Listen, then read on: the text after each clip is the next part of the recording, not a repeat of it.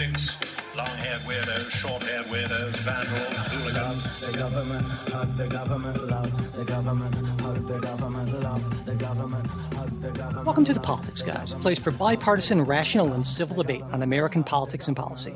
I'm Michael Baranowski, a professor of political science at Northern Kentucky University. I'm joined today by Cleveland area attorney and Republican factotum, Jay Carson. Good morning, Mike. Hey, Jay, how are you this morning?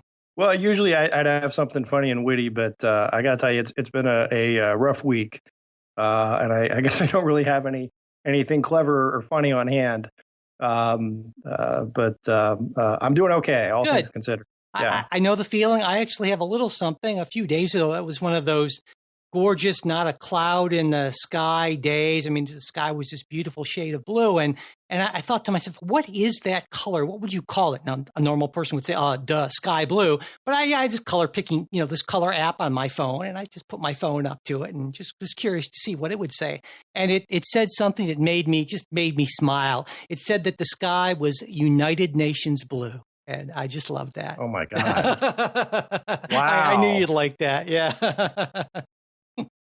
Oh, yeah. Anyway, before we get started with today's topics and all this. Can I just interject? Because it's almost one of these things that yes, it troubles me so much that the interjection of politics into every aspect of our world. And it's sort of like it would used to be that you would say, what color is the United Nations flag? And you would say it's sky blue. Yeah. But now you say the sky is United Nations blue. Yeah, there you go. I don't know. I had a feeling that would cause a very different reaction in you than it would in me. But yeah. Anyway, before we do get started, I just want to let everyone know that every once in a while, we do get some things wrong. Now, of course, opinions can't be wrong. They can be wrong-headed, but sometimes we miss on factual things. And when that does happen, we do appreciate getting, comments and corrections. And we're happy to make those corrections. Just like last week, a listener wrote in that Trey and Ken mistakenly said that the governor of Minnesota was African-American. And I listened to that episode like I do to all. And I think it was one of those sort of, if someone says, is the governor of Minnesota African-American?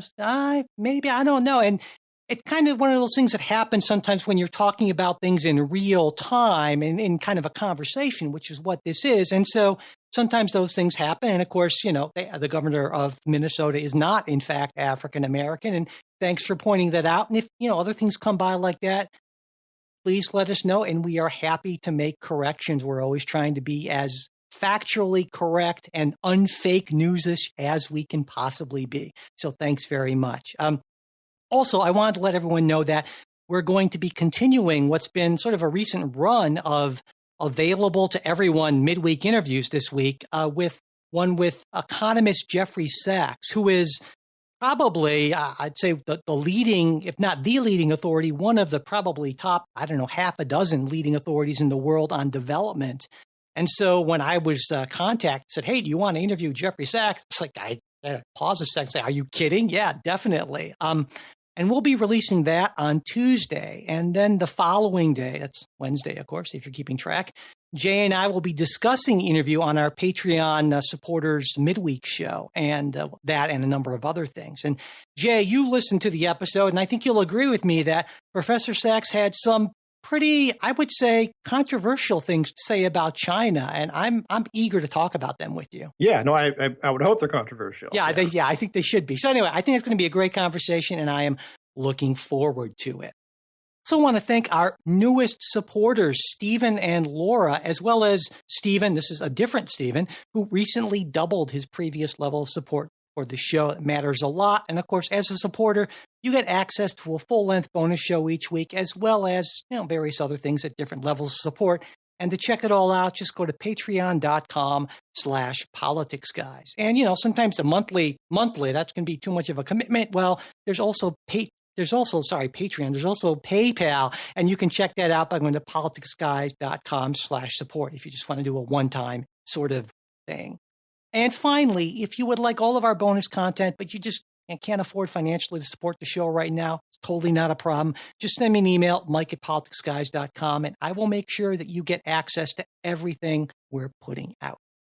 Okay, Jay, so where do we start this week?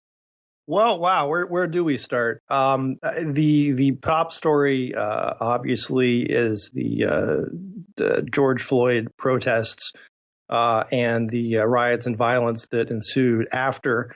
I'm really hesitant because I hate using the cliche of the protest began peacefully and then turned into, because that seems to, I don't know, convey no real information, and I'm not sure.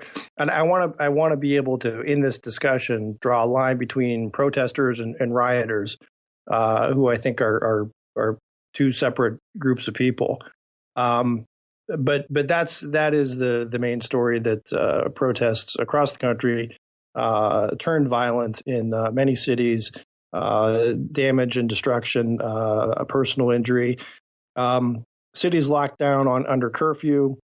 At the same time, the country has sort of erupted in sort of this is sort of a Black Lives Matter sort of moment, right? It's sort of everywhere in our culture, with everyone from the NFL to the corporations calling on a better look at what's going on in the Black community and how it relates to law enforcement.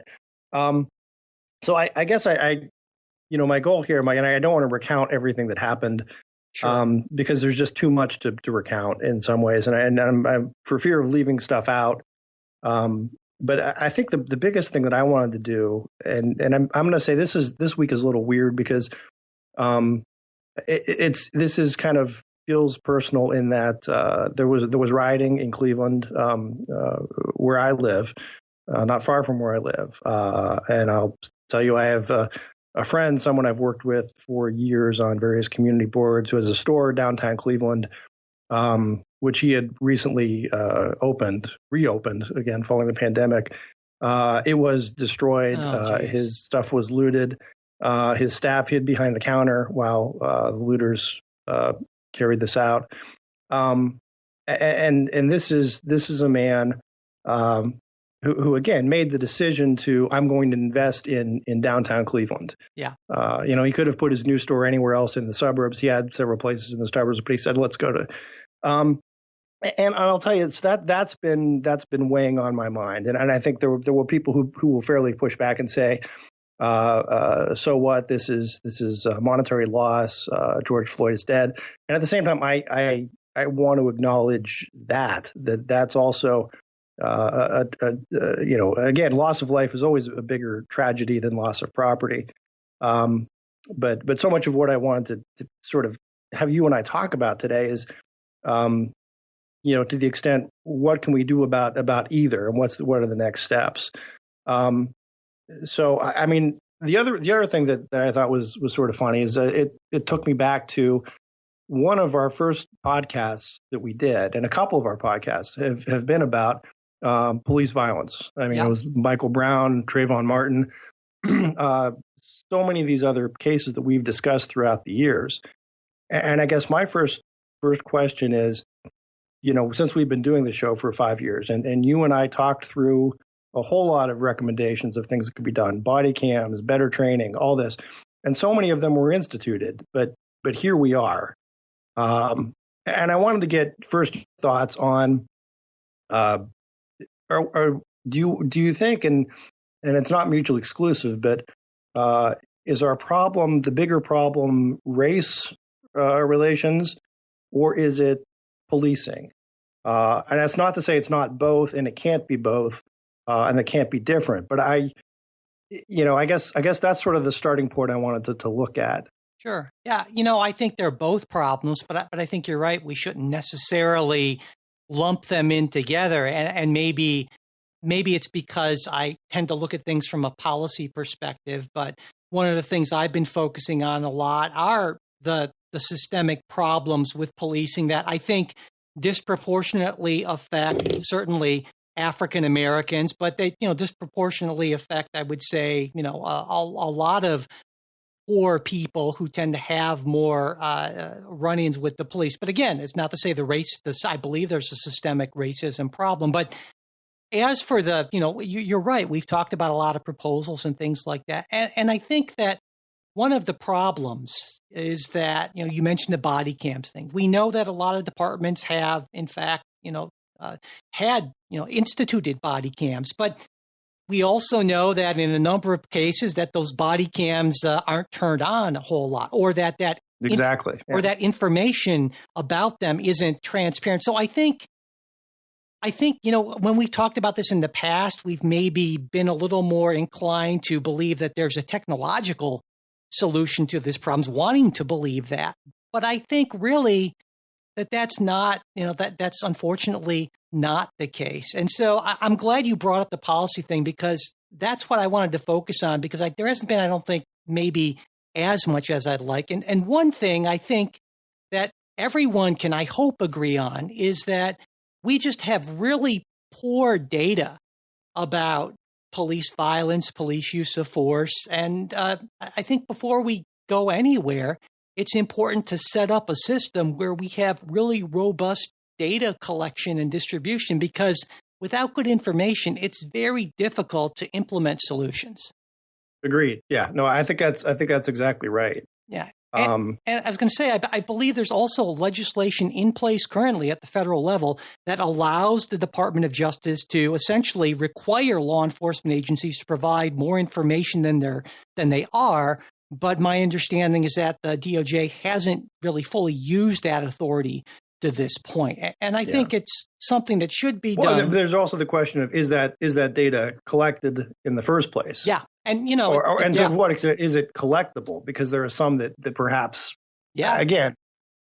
Absolutely. And I think, of course, departments have an interest in not sharing negative information. Like any organization doesn't want to do that, which is why I think it's important to have these requirements that someone outside of the department or the city structure, because that's another part of the problem, right? Is that this is we have thousands of local police departments who have their own various standards and run things in different ways. And if you take a look at things like, for instance, use of force policies, they vary widely, even between what you would think are the biggest and most highly trained forces. And so, I think that's a real problem.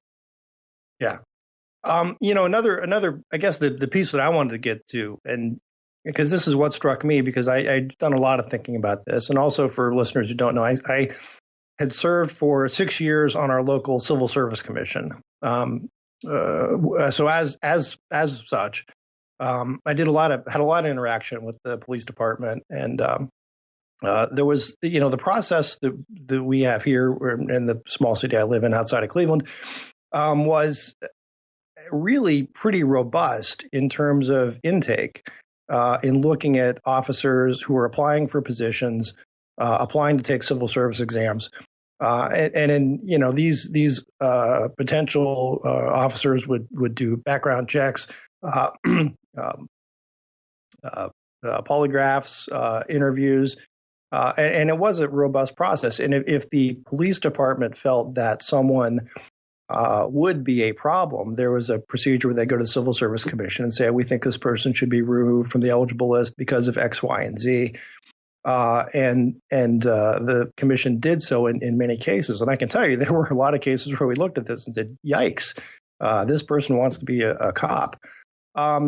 So, I'm thinking of looking at what the officer in the George Floyd death, Chauvin, his record was spotty. More than spotty. There were numerous complaints, issues about him going back decades.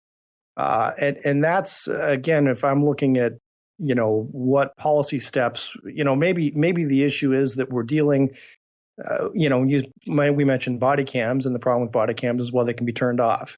Collecting information, well, the reports can be faked, right? There are all those, and at some level we come back to dealing with the crooked timber of humanity, right?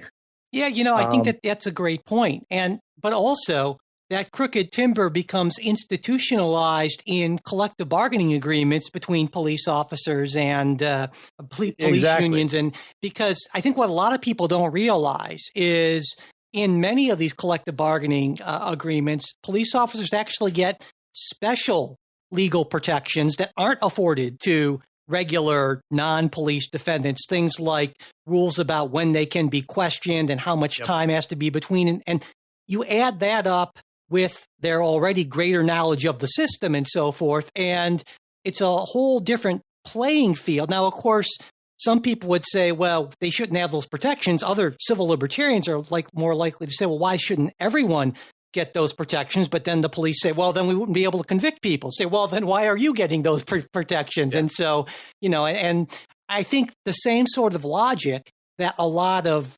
conservatives apply to, say, teachers' unions, saying that it makes it harder to weed out the bad people, things like, disciplinary records being expunged after a certain level of time, lack of transparency. Exactly. Yeah, that also applies to police. And that's one of the issues, even with Chauvin now. I mean, even as best I can tell, the details of his prior incidents are not publicly or not readily available publicly. And I guess, so to me, a lot of things that we've talked about, a lot of these institutional reforms, it's not that they shouldn't happen. Body cams are a good thing and a great thing. But when you have, just a bad apple, the issue isn't so much what can we do with the system, but what can we do to see that someone like Chauvin is not carrying a badge and a gun. Yeah.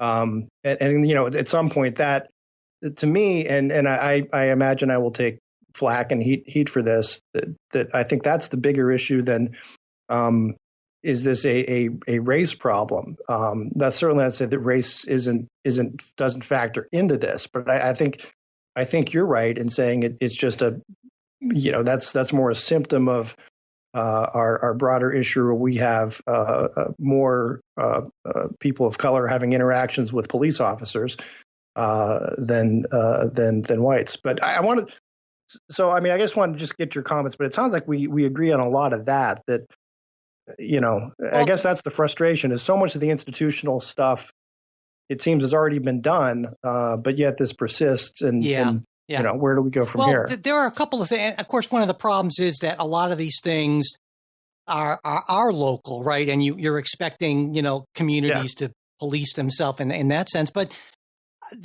certainly there are ways that the federal government can encourage this through tying funding through higher accreditation standards and other sorts of things. And another thing that the federal government had done in the past, and this is something maybe we'll disagree on a little bit more, is Department of Justice investigations and the use of consent decrees to provide, to make it a lot harder or to provide that incentive to improve departments in which systemic issues have been found. And as a lot of people know, the Obama administration was a fairly big proponent of these things. But one of the things that we saw with the incoming Trump administration is that they pulled back considerably on these, with President Trump, feeling that it was being too hard on police and that sort of thing. And I think, Jay, the unfortunate thing is that this is often portrayed as a black and white thing. I know we're going to talk about this, and not in terms of color, later on, because there's an article you're recommending this week. But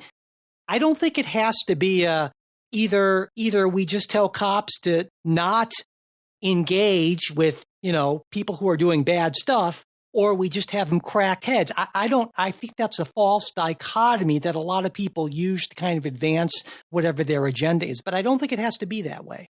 Yeah, no. I think that's absolutely right. So turning to the article that I had shared with you, and this is again one of the reasons why, because to me the biggest thing is, if this is a problem, I want to diagnose it correctly. Yeah. Right. And get the right prescription. And if there is no prescription and the only way to do it is prevention, right? Let's look at it that way. So there were a couple studies, one from a professor at Harvard. I lost his name. Harvard guy. And another from I believe the University of California. There's another one, Mike, that I found that I did not send to you yet, but that was done by a professor at University of Michigan and Maryland. But what these studies show is that they looked at police shootings and found that when you adjust for things like race of officer encounters with the police, there was not an overwhelming show of white on black shootings. In fact, the data seemed to show that black or Hispanic officers were slightly more likely to shoot minority suspects than whites were. White officers also were likely to shoot white civilians. Everyone's willing to shoot black people. Yeah, everybody's basically, willing to is what we shoot get everybody. to. Yeah. But I want to put the caveat that, because this is something you sort of mentioned earlier, this is police shootings, not all excessive force issues. Yeah. Mm-hmm. And one of the reasons it's police shootings is because, well, when there's a shooting, there's a report. Yeah. So that's they have a base of data to look at. Whereas just somebody gets roughed up in an arrest, there may or may not be a report. It may or may not fall into that category, a clear-cut category of, shot was fired. But you can sort of use it as a little bit of a proxy, and it raises the issue of, is this the issue we're facing? Is it racial, or is it just policing, excessive use of police force? And the other example I just want to throw out there, just because it popped up this morning, police in Buffalo who were treated, this was a white elderly gentleman, treated him fairly poorly, pushing him down on the sidewalk, back, he cracked his head open, bleeding, and just sort of walked over him. And again, I'm making this week probably too personal, but I've been in my life have represented plaintiffs in excessive force cases. It was a white plaintiff, a white cop, and nobody died. But to me, I just see that there are two separate problems, and it troubles me a little bit that it's all been conflated to race, because then in some ways that's kind of maybe more inflammatory. I see what you're saying, and I think that in trying to find policy solutions that might get some bipartisan support, it's to the extent that we can, it can be helpful to disentangle these things to the extent that it's possible, because better policing is going to be better for everyone, regardless of their color, though it will be particularly better for the people who are most affected for whatever reason. Right. And so I think that absolutely, I wanted to ask you about another thing, Jay, that I think would be kind of controversial. Justin Amash, libertarian, former Republican, recently. Yeah, he recently introduced something called the Ending Qualified Immunity Act. And I expect that this is something that, a number of libertarians are for. The Cato Institute, I believe, which libertarian think tank, has been kind of inveighing against qualified immunity for a while for police officers. And a number of progressive civil libertarians on the left, of course, would be in favor of this sort of thing. And just for people who don't know, Jay, my understanding basically is that qualified immunity right now essentially is immunity for police against civil suits stemming from actions in their official capacity. And correct. Right now, the standard is pretty broad. This immunity is pretty broad. So, I don't think, my feeling is that qualified immunity makes sense and it doesn't need to be ended. But I think it needs to be modified, because right now there have been several cases where, for instance, an officer has done things that clearly violated department guidelines, clearly contravened what he or she was explicitly told to not do or do by a superior. Right. And still be covered under qualified immunity, basically as long as there's not a previous court case that held that a specific action was unconstitutional, well, then qualified immunity essentially applies. And there were some wild examples of that, like one of a cop who was just firing at some fleeing car from a highway overpass. And it was like, well, that's okay. I think maybe that's something that should be investigated. And I would say, qualified immunity. If you're keeping track, Ohio Revised Code 2744. I mean, I've got the statute memorized because I've run into it a number of times. The idea is that you can't be civilly liable for essentially negligent acts committed in the scope of your duty, and different states put little different spins on it. So usually, it's sort of a mixed bag what you can get. Like the examples you mentioned, the firing after a police car or firing after that would, I don't think that would get you immunity in under Ohio statute under most of the case law here, but that's going to vary from place to place based upon the vagaries of your statute and what the case law interpreting it is. But I can tell you, qualified immunity is exceptionally broad. And it's the thing is, and in some ways, it's I understand the idea. It used to be, in fact, that there was no way to sue the government for government acts, and then there was a wave of reform that said, okay, yeah, you can, but in these cases, you have to meet this higher burden to show that the officer acted somehow recklessly, intentionally, in violation of some. Which all makes a lot of sense. But if you're going to court to get over that hurdle, can be time consuming and expensive. Yeah.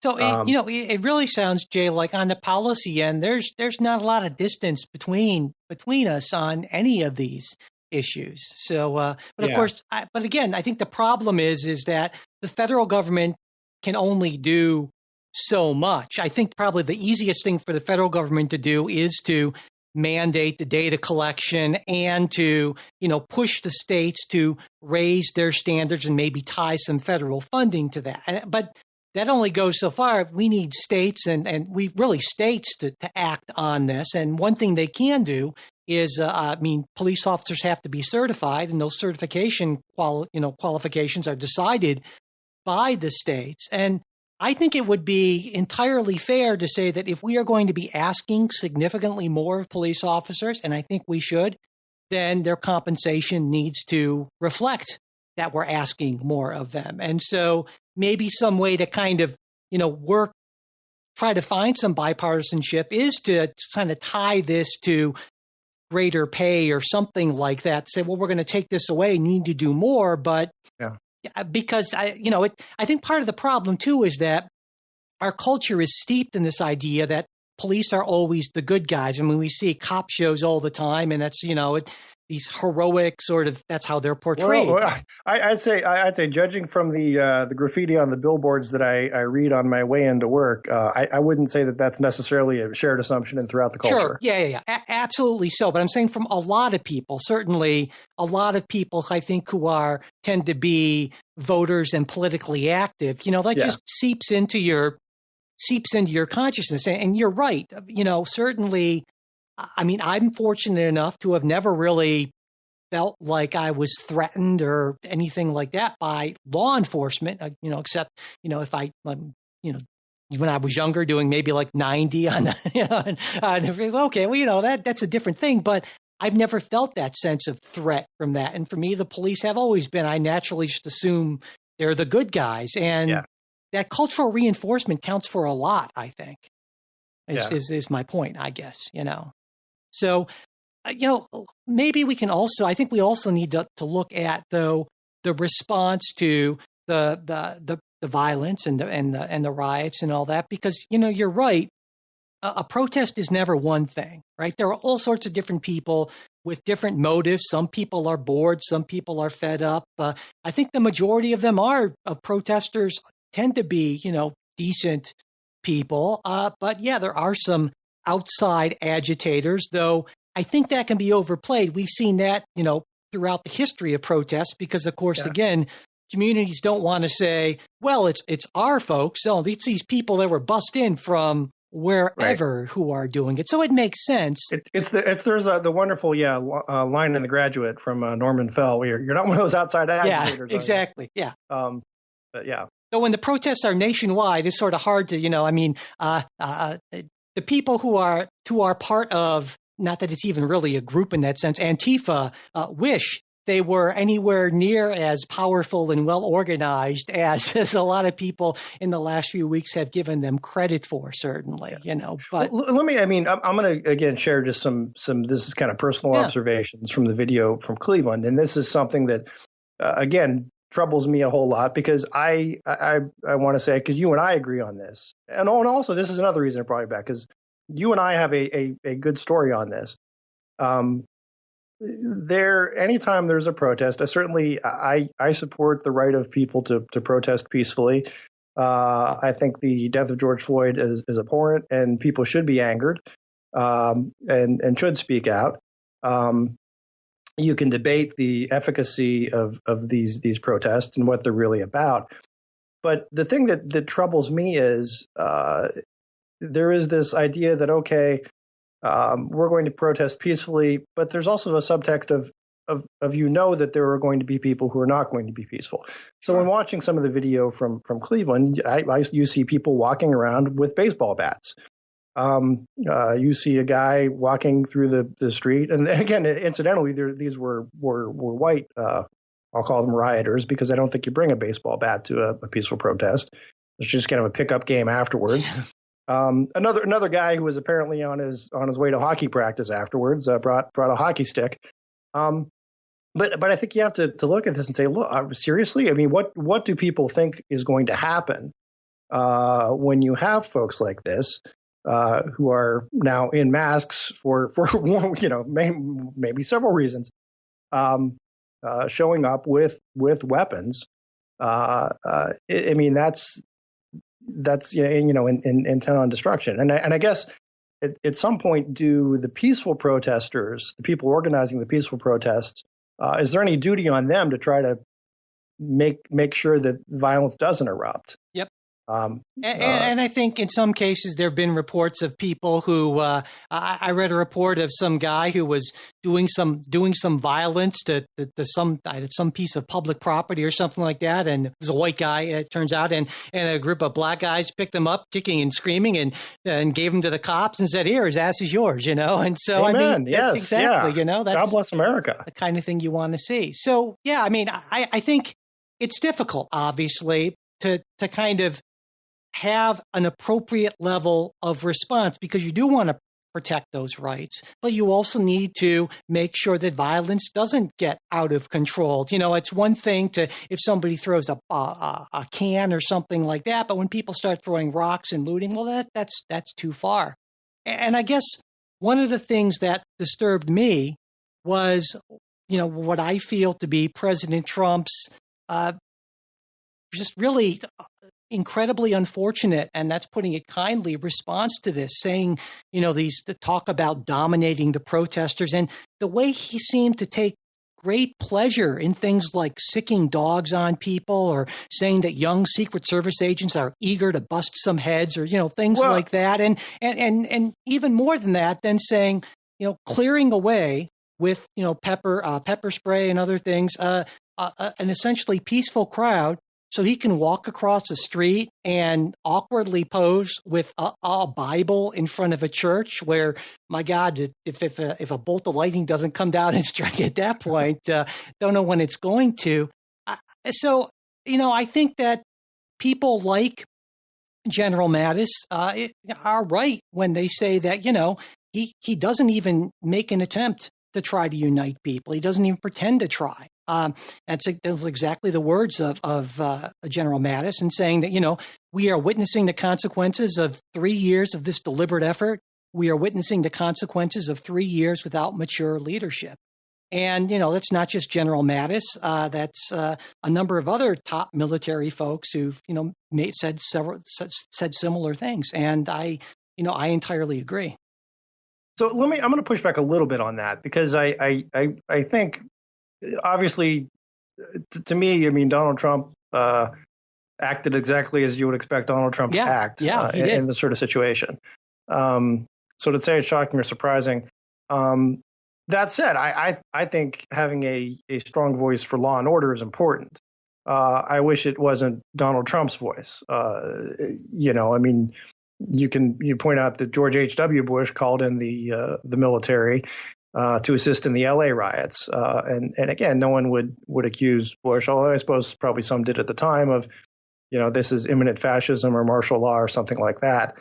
But I think to lay all of this, as Mattis does, on Trump is unfair, because you look, there were certainly plenty of riots, looting, destruction during the late Obama administration.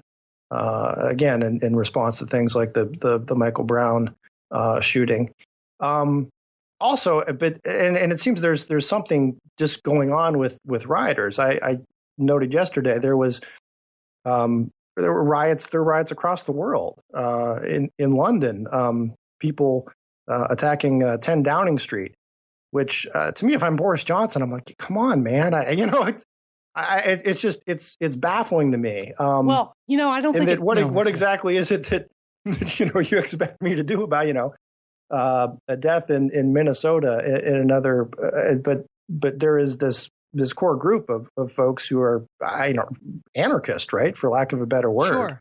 Well, I think obviously what's driving a lot of this is the background of COVID and people feeling particularly vulnerable and angry, and so I think that absent that, I don't think we would have seen nearly what we've seen in this country and around the world, certainly. And I agree with you that we can look back at past presidents and they've done similar things, but part of being a leader is not gleefully talking about violence and dominating protesters. It's saying we will use all appropriate levels of force, as opposed to saying, oh, they tell me the young guys, they're really itching to get some practice. That's the sort of thing, and we'll get to this later. That's the sort of thing that George Will calls Donald Trump a weak person's idea of a strong person. And I think I think that's right. But when you have a leader who seems deeply afraid of looking weak or being laughed at, that person, when push comes to shove, is going to make bad decisions because they're so focused on their own image. Yeah. And so somebody who has more confidence in himself, like pretty much any other previous president you think if you're president of the United States, you're pretty confident. But yet it does not seem to be the case at all, because I think those things are set up much earlier in life, and it occurs to me, and I'm sure you've noticed this, that oftentimes, not just in this case, but President Trump talks about the worst thing that can happen is someone being laughed at. And he keeps on coming back to that again and again and again. And I think, wow, someone did a number on you when you were a kid, didn't they? I mean, if it weren't for all the destruction I feel like he's part of and in a way causing, I would feel so sorry for him, because God, that's got to be so awful to be inside his head. I'd say the poor man, but anyway, so yeah. But, also I should point out that in terms of the getting back away from pop psychology, but, the ACLU actually is bringing a lawsuit about that Bible photo op sort of thing, arguing that it violated rights to free speech and assembly. And that's going to be the first of a number of planned lawsuits. And it'll be interesting to see how those go, certainly. Yeah. Well, I'm not sure that I'm not going to comment on the merits of the suit. Sure. But this actually, well, gosh, there's so much to get. Let me ask you one other thing, and I guess this is something that's troubled me as someone more on the right. Is there's been since the protest, there is this cliche of the mostly peaceful protest that turned violent, and it troubles me because in a lot of cases I think it's clearly foreseeable that these matters will turn violent. Yeah. And I want to take you back to one of our adventures in Washington. Because I think listeners might appreciate this. There was Mike and I had spent a semester in Washington, and it was one of our first weeks there, maybe in the first or second weekend, and there were all these signs posted noting that there was going to be a Ku Klux Klan march on the Capitol, and people should come out and counter protest. So Mike and I don't like the Klan, and we were ready to take them on. So we decided we'd go down. It was like a Sunday morning, I think. um, ready to go out and protest the Klan, and truth be told, more just as spectators and just out for sort of a little adventure, right? And as we board the metro, we see there were a whole lot of people carrying things like baseball bats and hockey sticks and big 2x4s that they were bringing to the peaceful protest. And this was, it stuck with me because it's really just sort of a life lesson, right? We sort of thought that we'd just go out there and we'd chant a couple things and boo the Klan and that kind of thing, and we'd be heroes, and not realizing this is a much larger thing, right? And there were people who were out there who they were intent on causing trouble, and they did. Yep. It was something of I don't know whether you call it a riot, but it was there was violence. Yeah, People definitely. got beat up. Glass got broken. Cops had the shields and the whole bit. There was like a little tank thing. Yep. I went away from that thinking, wow, this is different than what I thought it would be. And that was almost 30 years ago. And in reality, it turns out there was something like 5 Klansmen or something who were going to block. Yeah. Uh-huh. And again, tens of thousands of people protesting. But I think that's just a life lesson that to think that how naive we were, Sure. right? Yeah. Thinking that this wasn't going to end in some sort of violence or a riot, or to think that everyone else going to this protest was going with this, happy, heartfelt thing of, hey, I'm against the Klan, is just terribly naive. And I'm wondering, what do we do with that? And I just want to get your comments. I mean, it's a good story, but I think it's just it's a problem without a solution. It's human nature, right? You're always going to have those people, and the best you can do is to have a strong public safety presence, knowing that these things there's going to be some element who's always going to try to disrupt the peaceful message of these, of this exercise of First Amendment rights, and so that's, in a way, I disagree with the language. So I'm not saying dominating the protesters, but just making sure that there is enough of a security presence so the people who are legitimately exercising their rights feel safe, and that they can go ahead and exercise their rights in a safe manner, and that property is protected. And I think most everyone agrees with that. What do you think about, because there have been, and I don't want to drag you into this, but some on the left who have said, well, listen, property destruction is peaceful. No, of course it's not. This is the speaking out of the oppressed. And if you're not physically injuring someone, well, this is still a peaceful protest. And this is, if not to be condoned, then to be understood. Yeah, and I agree. That some on the left have said that. Now, I'm not saying you're saying that. No, I will agree with that. I think it certainly is. There are some people who are just vandals, who are just, in the racially charged term that President Trump used, are just thugs. But, I think there are some people who legitimately feel that, hey, we've been peacefully protesting for generations, and there are still these issues. And the only way to get people to sit up and take notice is if we threaten, we destroy their property. Nothing else is going to work. And it's sort of the cliches, the old difference between the Malcolm X and Martin Luther King sort of approach to these things. And I should point out that it's sort of, in a way, unsurprising but sad how Martin Luther King has been, I would say, Disneyfied in a way.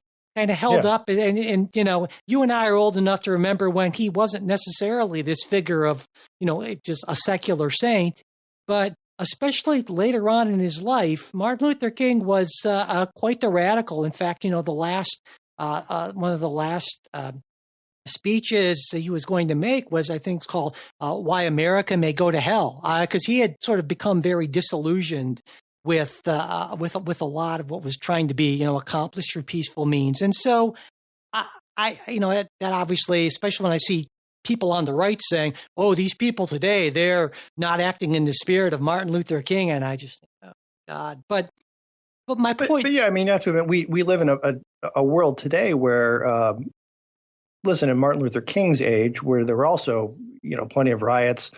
I'm thinking of the Cleveland Huff riots in 1966 and all the riots of 1968, which in terms of at this point, destruction and death were much worse and more widespread. Oh, God, yeah. People don't appreciate how bad the violence and the bombings and all that were in the late 1960s through the early 1970s. You look at some of the stats on bombings. It's just like, my God, it's like the bombings practically every day for a while. It was really pretty there were stunning. Riots again almost every and again in those a lot of those riots not even tied necessarily to a certain incident right. As this is.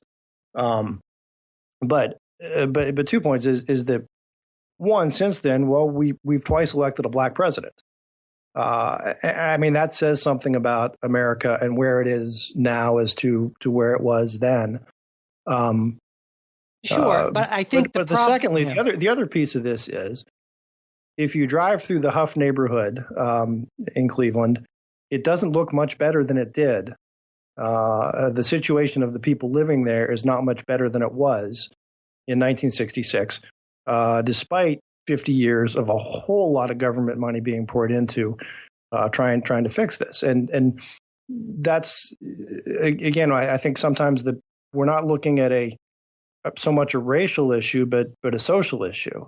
Well, I think there are components of both. I think too many people just make it out to be one thing. And on the black president thing, I think, yes, you're absolutely right. And I think that almost nobody. We did look. You can check that. No, I mean, yeah, that's fact check us on that. But what I mean is that if you say, well, things are better than they were then, I think it's hard to argue that that's untrue.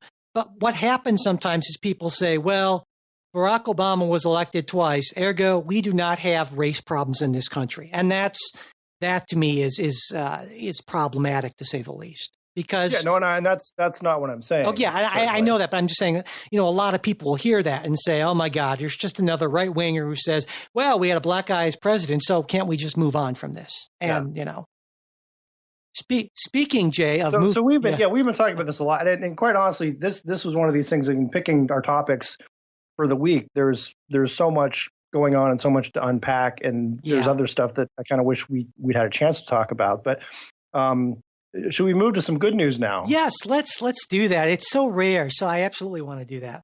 The good news, as Donald Trump would say, terrific news. Fantastic news is that the U.S. economy added 2.5 million jobs in the month of May.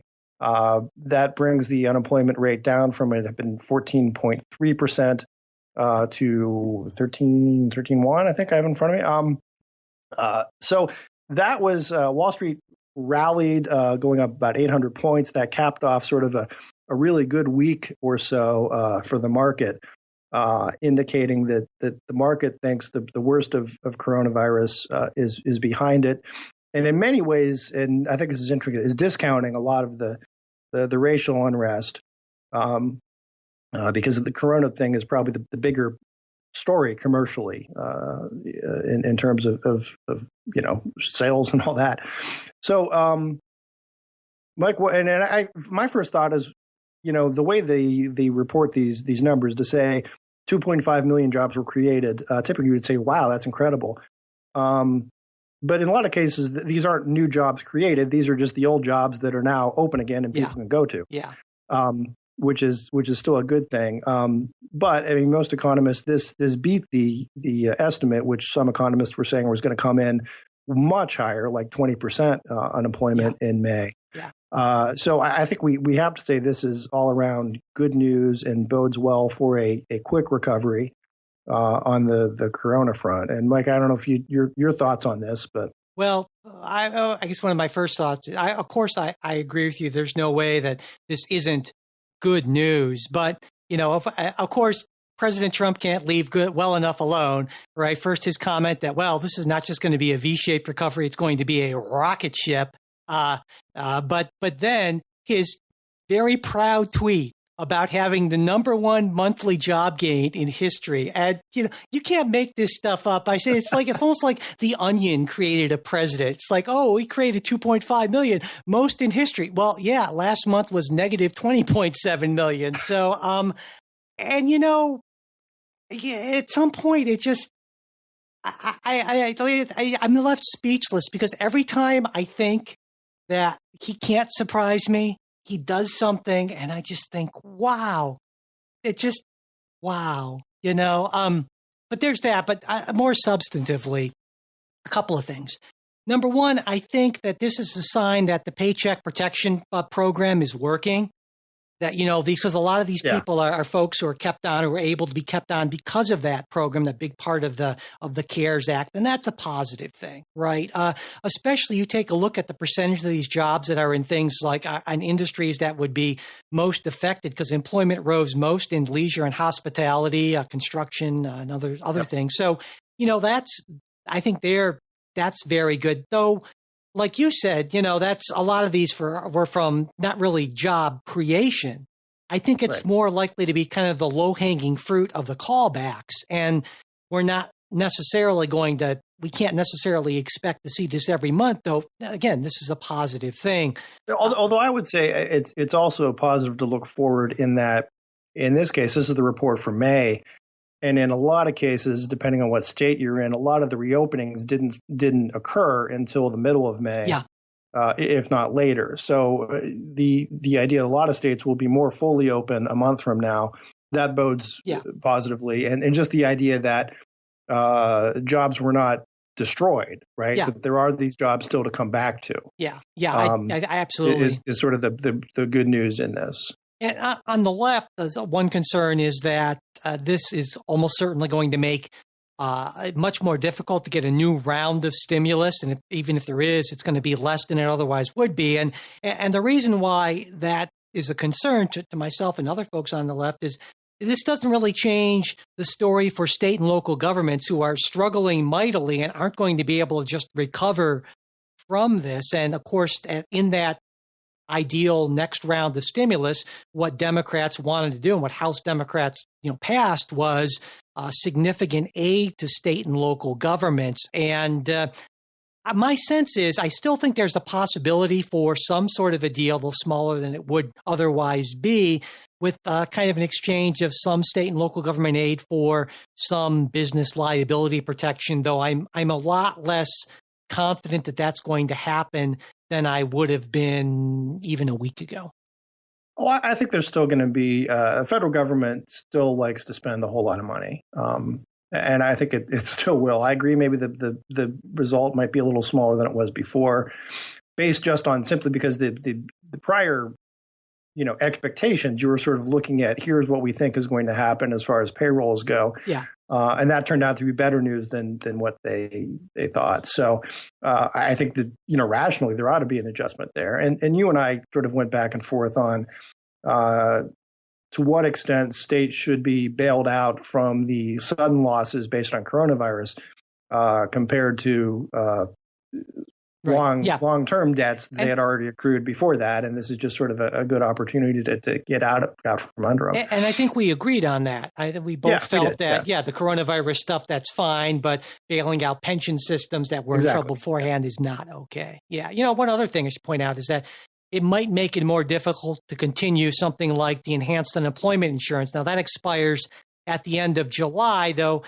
Between that point and now, there'll be one more jobs report. So I think that what's going to happen with that is going to depend on what we see from next month's jobs report. And by that, you mean the essentially $600 bonus that some folks get. And the concern is that there are some people, based on in certain industries, based on what you were being paid, that you are actually making more on unemployment than you would going back to work. There is a Republican proposal out there. I believe Senator Portman, I don't know whether he sponsored it or he's certainly a proponent of it, that would sort of create this back to work bonus, which sort of a weird get a job bonus. Yeah. Okay. Exactly. Which again, I'm typically not in favor of just handing out money, but these are strange times. Sure. It may that time period between letting the unemployment lapse and someone trying to find a job versus somebody trying to get back into a job and getting the bonus. I think there's a good argument to be made at this point that you want that transition back to work to be as quickly as possible. So Yeah. I'd be for that. So one more story we sort of have time for is Rod Rosenstein, the former Justice Department acting head of Justice Department, testified before the Senate Intelligence Committee relating to the I guess what we'll call it, the collusion investigation, the numerous things, the FBI misfeasance, malfeasance. And Rosenstein's testimony was that he don't know nothing. He was not consulted, didn't know a lot of these things that were going on, didn't know that the dossier had been sort of, I hate to use the word debunked, called into doubt by the FBI's own people, that one of the critical sources had you said he was unable to verify this. He didn't, and then had he known this, he would not have verified the continued FISA warrant on Carter Page. So, what are your sense of the Rosenstein testimony? Because to me, there's sort of a either it's not good one way or the other, right? No. It would be bad if he knew this stuff and did it.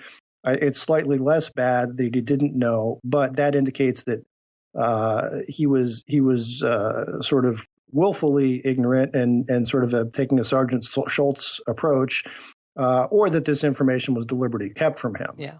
Well, I think to a certain extent, when you're, Deputy Attorney General, you have to have a level of trust in the people underneath you, that because they're the people you rely on for your information. Now, the extent to which you're going to be involved, of course, is going to vary. But to me, this isn't surprising in that you and I, Jay, have agreed for a long time now that the whole FISA system and the way the FBI conducts investigations more broadly is deeply, deeply problematic and needs to be radically reformed. And this is a sign of this. I mean, to me, it's important to keep in mind that Rod Rosenstein was a Republican appointee of Donald Trump, as was Jeff said. And so to me, this is well, to some extent. I mean, Rosenstein wasn't sort of handpicked by Trump. He was sort of moved up the ranks, kind of by attrition. Yeah. Well, but my point is this isn't some Obama person who was, has a vendetta against Donald Trump or anything like that. I understand why people would look at it that way. Yeah, but to me, the more convincing argument is that this is just a systemic failure of an organization of the intelligence community. And so it's not necessarily helpful to look at it through conspiracy theory lens. What we need to do is we need to do things like reauthorize FISA with a lot of changes, which, by the way, all of a sudden isn't happening, which is weird because the FISA reauthorization passed the Senate 80-16, and then it passed the House in a few months ago, 278-136, with 126 Republicans voting for it, including, by the way, Kevin McCarthy, Jim Jordan, and Devin Nunes. But then President Trump issued some statements that he wasn't in favor of. Then all of a sudden, the Trump Legion said, "Oh yeah, we're actually not in favor of it either," which right there, by the way, reminds me that Congress is no longer, it seems like, a co-equal branch of government, and we really have more of a parliamentary system, and that's disturbing for a whole another reason. Speaking of institutional failure, you're always going on about how great Europe and parliamentary systems are. Not me. But if we're going to have one, we should have one, but not this fake parliamentary system, I guess. But yeah, the Trump Legion said, "Oh yeah, I've changed my mind. Actually, I vote with my president." But the problem here is that on the one hand, the Department of Justice says the amendments that are proposed are too restrictive and they're going to cause problems with foreign intelligence partners and the president. And I think rightly here, President Trump is saying that he doesn't think it goes far enough to restrict the FBI's surveillance powers. And I think President Trump may have a point, and that Congress was too eager to go ahead and reauthorize this without making even more substantial changes, because the changes made to it are important and will make it better, but I think it needs to be made better still. And what remains to be seen, what's going to happen with that. Because apparently, unsurprisingly, President Trump just sort of announced this, and everyone in Congress was sort of taken by surprise. It was like, oh, okay, I guess he's not for it today. So, Well, the piece that, and this goes back to really sort of this same issue of policing and the crooked timber of humanity, is that a lot of the FISA processes, you could say in and of themselves, there's nothing wrong with them, right? I mean, if you have to have someone who verifies what's in this, the information before you go before a FISA judge, swears out that they've checked this out, that this is true, and that's the reason you're requesting the warrant. Well, that is sort of a protection, unless the people just lie about it, which would seem to be what happened here. And you can put in different layers of protection, but still, if someone is intent on violating it, there's not much that you can do. But that's one part of it, right? Because the other two parts are. It makes it a little harder. It makes it marginally more difficult and raises the stakes of getting caught. But it only makes it harder if there's aggressive oversight and if there are strong, harsh penalties. Right. And maybe we have some of the structures in place, on paper. But what we don't have, I don't think, is anywhere close to a good enough system for oversight of these processes, and then just really having some very harsh penalties for people who abuse this process. And that's going to be the key thing, because people respond to incentives. And if those incentives are strong enough, because if something is illegal and people don't really think there's much of a chance they're going to get caught, or if they do get caught, well, they might lose their job, but no worse. Well, that's not going to be enough, I don't think. Well, let me weigh in on one more thing on the Rosenstein, because it kind of goes to that oversight piece of it. To me, what I found troubling was that what I took away was either Rosenstein was intentionally compartmentalized out of this so that he could have the plausible deniability, as the phrase is in Washington, or he's just lying. Because to me, it seems inconceivable that this is not just hey, we're investigating some drug dealers here, or we think there's some shady embezzlement dealings going on in this company.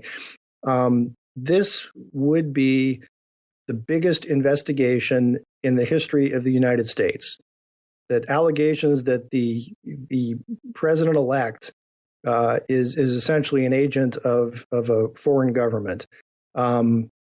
This would be the biggest story, the biggest case the FBI would ever work. And for Rosenstein to say, well, it really didn't, come up to my level. I didn't really check into this. I didn't. To me, if I'm the director of Justice Department, the AG, I'm on the phone with these guys every morning. Well, or are you? What's going on? Yeah, that's a great point. I think that's a great point. To me, that just seems strange that you don't check in on. Again, this is not a run of the mill. I disagree with you. I think then that's the problem, and that's why you need external checks. Because if I'm a normal, very ambitious political person, and you don't get to be Deputy Attorney General without being an intensely political person, you know all about covering your butt and plausible deniability and that. So maybe what you say to the FBI director and all the folks immediately reporting to you is saying, hey, tell me everything you think I need to know, with the implicit understanding that, hey, if this all goes bad, I'm just going to throw you under the bus, and I'm going to be able to say that I don't know, because exactly for the reasons you say, that Rosenstein knew that this could potentially blow up, and if it did, it's plausible that he wanted to protect himself from any of that, and by being able to truthfully say that he didn't get that information, he protects himself. Now, that you could argue that's dereliction of duty, and if that's in fact what happened. Yes. But of course, part of the problem, right, is that we don't know, which is why we need a more robust process with outside checks. And that's what we clearly do not have, I would say. And so the system failed because we're not going to change people's. Well, yes, and I would say part of the outside check is election of a new administration. Because I really think if Hillary Clinton were elected, would you ever heard anything about any of this? You mean? Well, I mean, the Rosenstein thing wouldn't have come up because it wouldn't have gotten to that point because right. But I'm saying the ball to even investigate any of this would not have been put in play. Well, I don't know. I think it's always tough to sort of argue that if Jeff Sessions hadn't been appointed, then had to recuse himself, Rosenstein wouldn't have been in that. But so. Yeah, but anyway, that's so. And we're almost out of time. But we've got our recommendations for the week. Sure, yeah. But I also had one thought that I meant to put in when we were talking about the George Floyd and the protests, and because again, this is something that's troubled me a lot, and again, it just goes to a worldview, and I think maybe you probably share this. In that, I would say in a just world. Or in a perfect world, this would never have happened. You would never have police who abuse their power, whether it's out of racial animus, whether it's just out of sort of macho self-aggrandizement, whether it's just being sort of drunk with power, whether it's just being a person in power who has terribly bad judgment. In a perfect world, none of that would happen. Yeah. In a just world, we recognize that these things do happen, and that the people who commit these crimes should be held accountable. And I think that's what's happening. And I want to, add that sort of ray of hope, right? In this case, it's not like, again, the 60s in the South when there was brutality killings and people got off scot-free. Obviously, Chauvin is entitled to the presumption of innocence under the Constitution, but he's been arrested. He's been charged with murder, and he will face a trial on this. And none of that brings George Floyd back.